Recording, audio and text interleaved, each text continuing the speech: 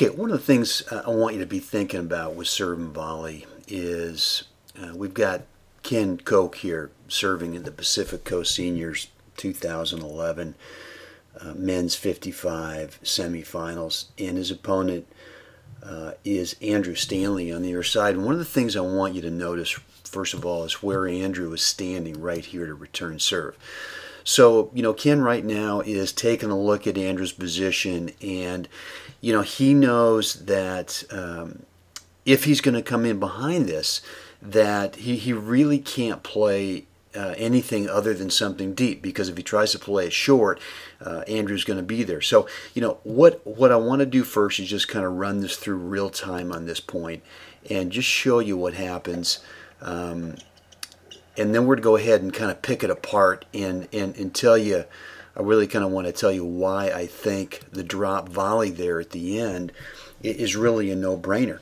And, if we go back to what we were just talking about with Andrew starting here, if we watch Ken serve, and, what I typically do when I see a guy that close is I really like to go to the body. Now, Ken gets the ball out wide a little bit. Yeah, maybe it slightly jams. Yeah, Andrew, I guess so. But there's good timing here in the split step. I would say Ken ought to be splitting maybe a little bit sooner, but I think he's okay. And then he kind of gathers himself here. This is not an easy half volley that he plays, but he knows that where's Andrew? Andrew is right still inside the baseline. So Ken's got to kind of measure the depth of his shot and figure out what Andrew's doing. Well, Andrew's now backing up. So depending on what Andrew hits, really Ken's got to be thinking drop volley, because he's got Andrew backing up. He's no longer inside that baseline. And so the drop volley, assuming that, it's not absolutely crushed from Andrew, is really the right shot.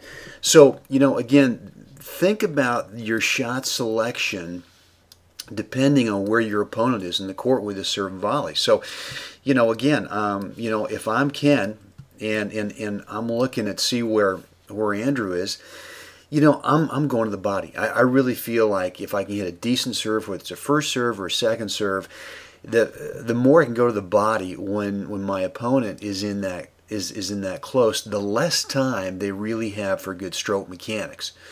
And then after that, you see what you get out of this. And, Andrew plays the right shot. I mean, he sees this ball is going to be a tough little half volley.